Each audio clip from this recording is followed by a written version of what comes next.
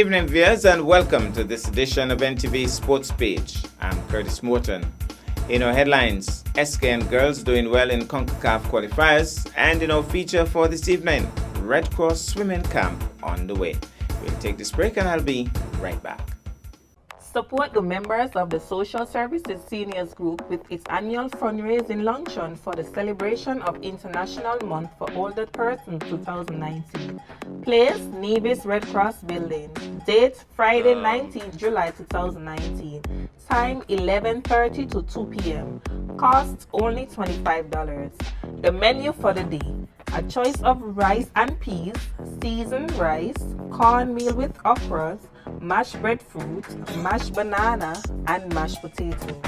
Serve with macaroni pie or scallop potato or breadfruit cheesy, and sweet potato pie or creamy potato with tossed green salad and steamed vegetables. Stewed pork, stewed mutton, baked chicken, and local fish with a wide variety of local drinks. A sumptuous meal awaits you.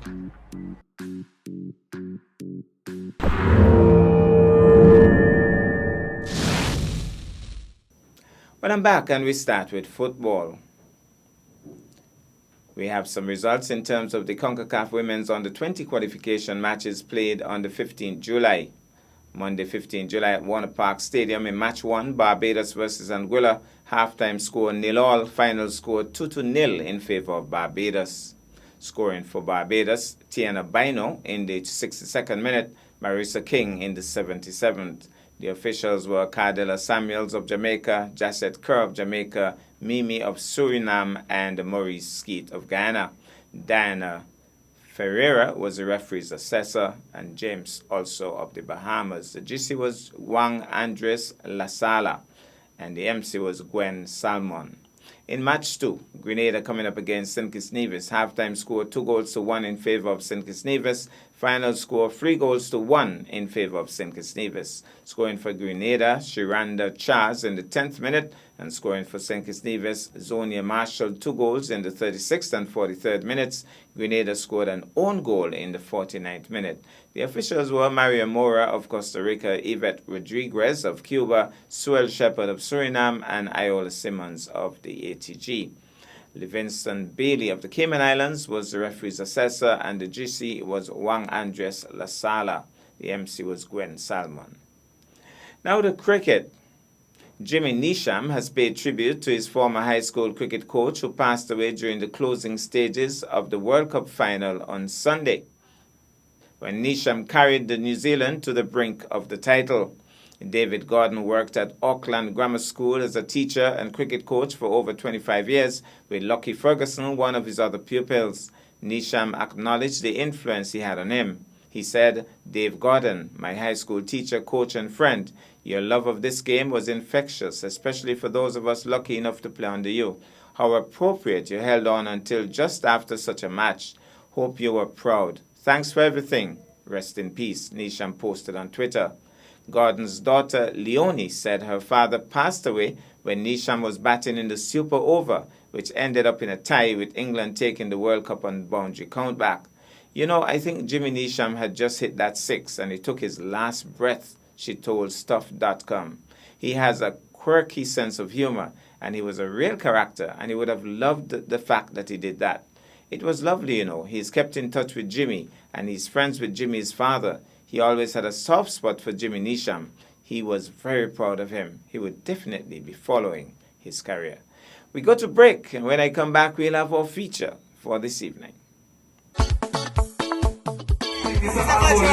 Everybody have a good time.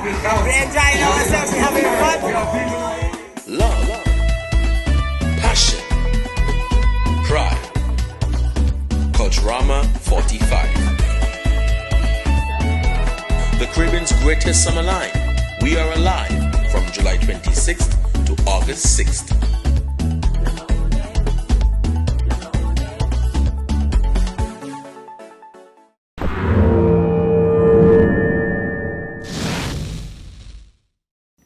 Well, I'm back, and tonight's swimming is in the spotlight. Monday, 15 July, saw the official commencement of the now annual Red Cross Water Safety and Swimming Program. An opening ceremony was held at the Red Cross headquarters located on Chapel Street. We take in some excerpts from that ceremony thanks to Tyrone Davis. As an independent and neutral body, it is the role and the duty of the Red Cross to provide aid, assistance, and knowledge to all, whenever and wherever we can. On this, the 15th day of July, we strive to do exactly just that. With our annual water safety and swim program, where we not only engage young persons in safety and engaging activities around water, but we also strive to quell the fear and anxiety that there is around water. As I look out into the crowd today, I can see the bright faces ready to engage in our annual water safety program. And I can see the next swimmers, the next Olympic swimmers to be more precise, the next swimmers to swim across the channel between St. Kitts and Nevis to earn that very gold medal. We are having a training workshop basically, and I understand this is something that is annual. Training in swimming and water safety. You would realize that we can sit back and do nothing. An organization can choose to exist as an organization and be dormant. That doesn't take a lot of effort. It takes little or no effort to sit back and do nothing and to be dormant. That is not the case with the Nevis branch of the St. Kitts and Nevis Red Cross. The Nevis branch of the Red Cross has chosen to be very active. And I think that that branch needs to be commended for being so active.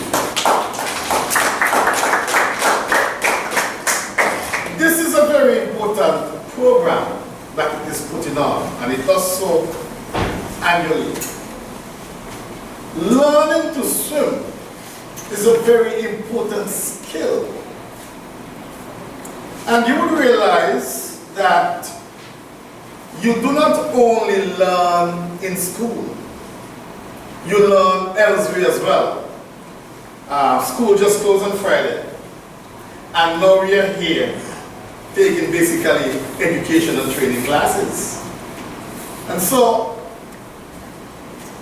I want all of us to understand that even though we have schools, we do have other opportunities outside of school where we can learn new things, where we can learn new skills, where we can enhance the skills that we have. I stand on behalf of the Department and Ministry of Sports to congratulate the St. Kitts and Nevis Red Cross Society on its venture of hosting this swimming camp.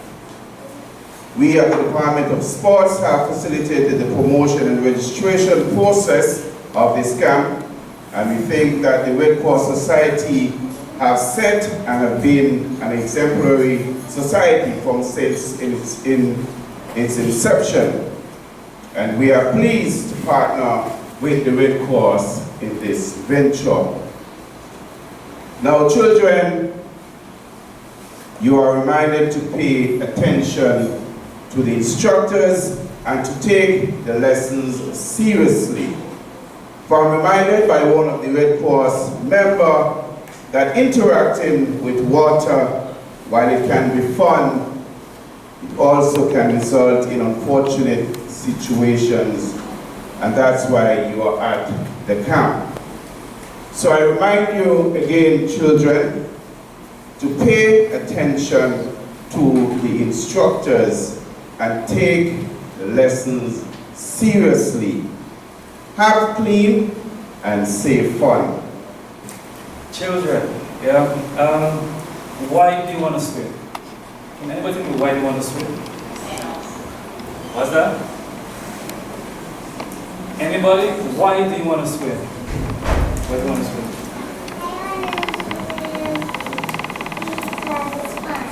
Because it's fun. Excellent. Yeah. You want to swim because it's fun. Yeah. So, if you were a sea creature, what would you be? I would be a swimmer. A swimmer. But if you were living in the sea, what kind of creature you think you would want to be? I would want to be a shark. Wow, you're going to be on top. Yeah, it's on top of the food chain. Yeah, shark.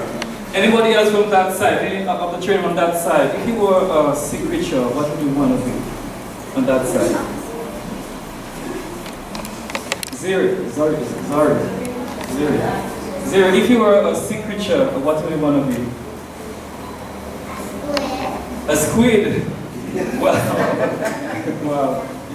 So we have two extremes when it comes to animals, yeah? But, so what does these two creatures have in common though? You think? They live in the water, yeah? And they move in the water, and they breathe in the water, yeah? The good thing about these creatures is that they can teach us a lot of things, yeah? Once they are in their own environment, they control their own environment, yeah? And they're very comfortable. So guys, this week what we're going to do, we're going to get very comfortable in the water. Yeah? The water safety aspect of the program is going to teach you how to float, how to look after yourself first, and then how to look after someone else. In addition to all of this, we're going to teach you how to swim. Because you realize there's two different things, how to float and also water safety and also how to swim. So all these different aspects are very, very important. It is really heartening this morning to see the overwhelming support of the parents and the children that they have brought to us to develop skills in the water, in and around the water. It brings reality to the team, empowering your child to be safe and skillful in and around water. Parents, this is indeed a bold statement you are making today. This program is a collaborative effort between the Nevis Branch Red Cross, the Department of Youth, the Department of Sports, and the Four Seasons Homeowners Foundation. The program is designed specifically to address the issue that is so common among our children and even the adults, the fear of being in and around water, especially the open ocean. There are many skills to be developed that are water related.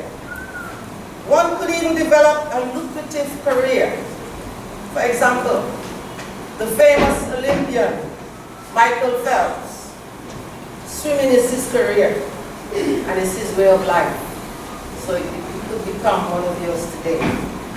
The objectives of the program are: 1, to develop and improve the skills of the nation's youth with a view towards the attainment of sustainable development. 2, to engage students in positive learning experiences during the summer vacation. 3, to create an awareness of water safety measures and techniques. 4, to create and make available an ongoing training program to school students during the summer vacation. 5, to help curb and ultimately to eliminate the stigma of open ocean fear among our youths and adults. 6, to increase the number of swimmers among our people. The achievement of these objectives will be made possible by our qualified certified team of instructors.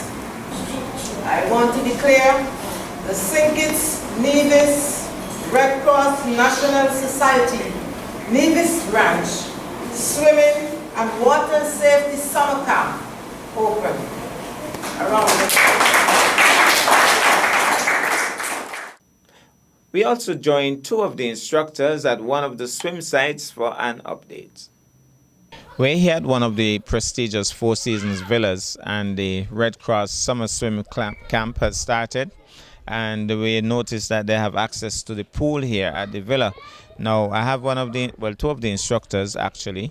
Dennis Springett is on my right, and on my left is our sports officer, Mr. Bramble, Kevin Bramble. Tell us a little bit about how many persons are in this particular setting, and are these the beginners, or they already have some skills? Yes, we have about 29 in this group.